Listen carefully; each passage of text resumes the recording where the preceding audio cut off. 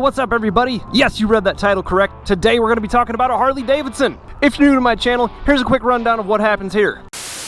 First and foremost, I am a salesman here at Head Motor Company in Columbia, Missouri. Since I work here, I get access to all of the awesome inventory that we carry, both new and pre-owned. But it's not just motorcycles, it's also ATVs, three-wheel, and side-by-sides. Hey Jeremiah. And so far, the channel mostly consists of the Should You Buy series, where I tell you whether or not bikes are even worth looking into, what they're good for, and who should be looking at them and purchasing them. So if you like that idea, consider subscribing to my channel below for more content like this. The motorcycle in front of me is a 2021 Harley Davidson Lowrider S with a 114 V-twin Milwaukee 8 engine producing 100 horsepower and right at 119 foot-pounds of torque. This motorcycle is pre-owned, with 1,065 mileage on the odometer as of now. This used model does have a couple tasteful mods on it, such as a Memphis Shades windscreen, smoked LED turn signals in the front and the rear, along with a swing arm mounted bag. Today we're going to take this bike out for a test ride, get our first impressions, and at the end of the video I'm going to tell you whether or not this bike right here is a good buy, or if it's a good buy. So, let's get into it. Alright everybody, here we are for the test ride on this pre-owned 21 Harley Davidson Lowrider S. If you're thinking about buying one of these bikes, hopefully I'll be able to give you a little bit of information that you're looking for and maybe some answers regarding what kind of rider you are and where this bike fits in for you. The Lowrider is Harley Davidson's, I'm going to call it a sport cruiser. This thing has inverted forks, a very peppy engine, and it's all stuffed into a lightweight frame. It's got mid controls and dirt bike style handlebars on it, or moto style is what Harley calls them, but it's a very comfortable position and a very capable motorcycle. Full disclosure, the only time I've ridden this is just pulling it around the parking lot whenever we stuff bikes under the tent like you saw back in the video here. They say it's what is considered now classic West Coast styling, and it's an aggressive riding position for them. I totally love the way this bike looks. I think the badging on the tank flows so well with the overall aesthetic of this machine, and I'm a sucker for bronze wheels. So if that's the style you're after, this bike already comes with it.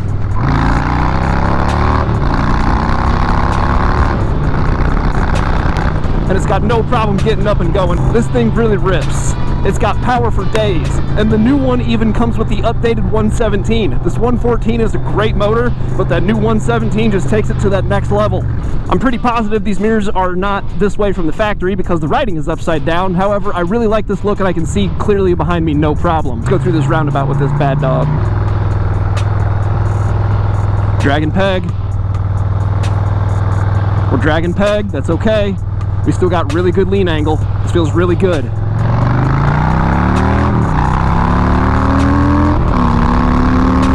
This bike is provocative. It's provocative. No, it's not. It gets the people going. If I was looking at a Harley Davidson, it would be this bike, but it would be the ST version. So same machine, just a better fairing and some saddlebags on it. I would totally cop one of these down the road. I'm just not there in my life yet. I still like my sport bikes and my Groms. But one day, maybe. I'll just say it. This thing fucks. And it handles beautifully. I'm so planted through these turns. I feel confident. We're gonna do a pull from 30 miles an hour in first gear. We're gonna redline every shift. 3, 2, 1.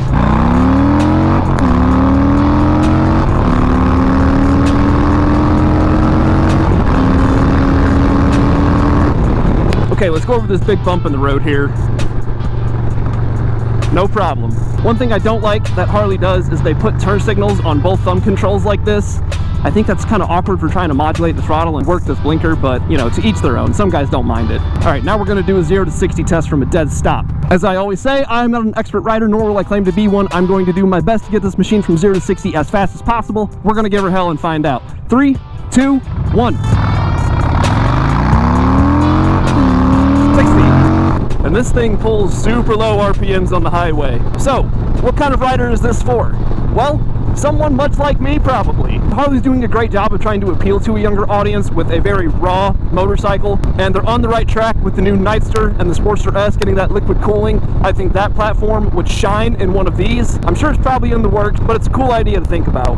This Memphis Shades windscreen, if anyone out there is considering upgrading to one of these, I recommend this. Much better than that factory itty bitty baby cowl that comes on this thing. This actually does an excellent job of making sure that I'm not looking like a bobblehead. Dash layout is very basic. You got your speedometer right here with trip A, trip B, odometer and your range until you're empty. And you got your tachometer right here so you can keep an eye on your RPMs. And you can see it's 70 miles an hour. I'm only pulling 2,500. This thing is cool as a cat. I do wish I had cruise control, so that's a bit of a downer, but I can look past it.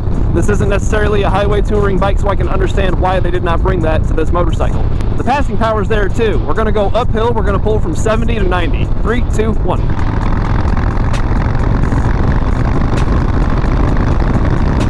There. Michael, why don't you give me your thoughts on this bike? I love it! Okay, alright. I don't know if I love it that much, but I really do enjoy this motorcycle. The Harley engineers really knocked it out of the park with the design on it. The aesthetics look super killer. It's powerful, it's loud, fast, and it's got that raw outlaw look to it. Plus, it's a great platform to build off of. All sorts of accessories out there available for this thing for you to customize it and make it your own. So far, I'm very happy with how this bike is performing. We'll go do some more city driving and see how it handles that. It just handles beautifully. It goes through turns, it carves through them. I'm sure in a canyon, this thing would absolutely thrive.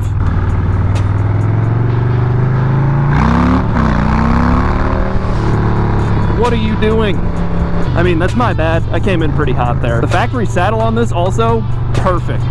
I don't think I would even want to change this to an upgraded seat. I do know that the Saddleman step-up seat would look really killer on here though. Here's a picture on the screen of one with a Saddleman step-up. If you need it to be relaxed and just be a cruiser, this bike can be. But the way that it's set up, the motor that's in it, and the way the bike feels, it wants to perform. It wants to be goosed everywhere it goes. It wants everybody to know that it is a force to be reckoned with, and it absolutely is. This bike delivers on that value of Harley Davidson performance. They've been in business since 1903. They know how to make a motorcycle, and they definitely know how to make a pushrod V-twin. And you can find this engine in other motorcycles in their lineup, but in this chassis, on this bike, it fits so well. I'm really enjoying myself on this bike. If you're looking at getting your first Harley though, this is not it. I think this is far too powerful of a motorcycle for any beginner to hop on and just say, I'll give it a try. Now, if you're someone who's got a lot of experience off-road on really powerful dirt bikes and this is gonna be your first street bike, I think you could handle it. Just be mindful of what you're riding. This is not an entry-level motorcycle. It's heavy, it's fast, and as far as I know, there's no traction control on it. It does have anti-lock brakes, but no traction control. So if you get that tire spinning loose, you better hold on because there's no telling what the bike's gonna do if you're not familiar with how it responds. Everything about it so far though, I'm pleasantly surprised. It's got a great lean angle, it's got awesome acceleration, it sounds badass, it looks badass, and the gearbox feels really good too. Usually everyone likes to complain about the gearbox on their Harley. I personally don't have a problem with them. I think it feels especially well done, made it to this 114 motor.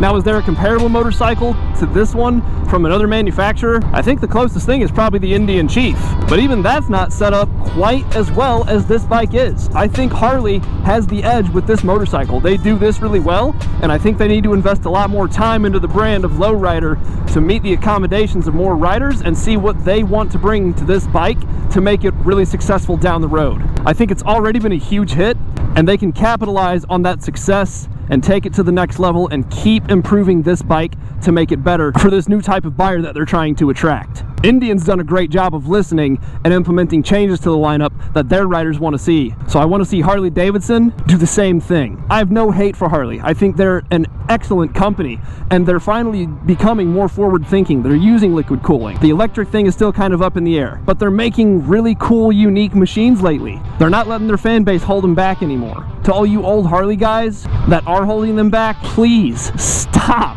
They're building better bikes. I don't want to hear you say, oh, that new Milwaukee 8, that thing's junk. I love my twin cam. I love my Evo. I don't give a shit. You guys are the reason that Harley is not succeeding. But if you like old technology, then go buy the old bikes. Go buy a used one if you don't like the new updated stuff. It's not Harley's fault that you don't like it, because guess what? The rest of the world does. You know who's going to be around to buy a bike much long after you're gone? It's me, Austin! Oh, son of a bitch! Me, the new buyer. And this is the time whenever Harley needs to start catering to buyers like me, or like you who might be watching this video because you're not quite sure what this bike is, who it's for, and why you should buy it, or if you should buy it. I am so impressed with this motorcycle. I've really enjoyed myself on it today. If you couldn't tell, I'm having a great time. I feel so stable and planted on it. Like, this is a heavy bike. Once it's moving 70 miles an hour, 80, 90, 100, it's cool as a cat because that extra weight, gravity is your friend. It keeps you planted and stuck to the ground. And that's another reason why it feels so good going through the turns like I was talking about. If you want a practical motorcycle that you can have a lot of storage with, bags and a radio and cruise control, selectable ride modes, and all this other fancy stuff, this is not the bike for you. But if you just want a flat out, fun, performance-oriented, raw, badass motorcycle, this is it. I am on it, I am riding it. If you were on the fence about this motorcycle, I'm gonna tell you, get off the fence. Get down from there right now. Jump! Get the f*** down from there! If you were riding with me in my car and you said, I don't like the Harley Davidson Lowrider S, you know what I'd tell you? Get out of my car now! Yeah, that's what I'd tell you. Okay, here comes the end of our test ride, which means now I gotta tell you what my final verdict is about the Harley Davidson Lowrider S. And all I've gotta say is, this is a fucking awesome bike. This bike is super sick. It rides awesome. If you couldn't tell from the test ride, I was thoroughly enjoying myself the entire time. I love the way it looks, I love the way it sits, and it's a completely unique and different riding experience from anything else I've taken out. Now, a lot of you guys are probably gonna say, I don't wanna spend $20,000, but you know what? That's what it takes to get to this level. If you don't wanna spend $20,000, you need to look at something else different. This is not the bike for you. So, now, let's do the outro. We've surpassed 1,200 subscribers. That is insane. I think we might be able to get past 2,000 before the end of the year if the channel keeps growing at this rate, which would be super cool. Eventually, the channel is going to be getting a name change. You've already known about this. I've mentioned it in my other videos. Keep watching out for that. If you have some input on today's video and you want to tell me what you think about this motorcycle, do me a favor and leave me a comment down below. If you enjoyed this content, you want to see more content like this, consider subscribing to my channel. And if you genuinely enjoyed this video, please consider leaving me a like. It helps show my videos to people who have similar interests to you. And if you enjoy this video and they have similar interests to you, why wouldn't they want to see it too? So please consider hitting that like button. Now that all that's out of the way, I'm gonna go ahead and end the video right here. Thank you, have a great day, and ride safe.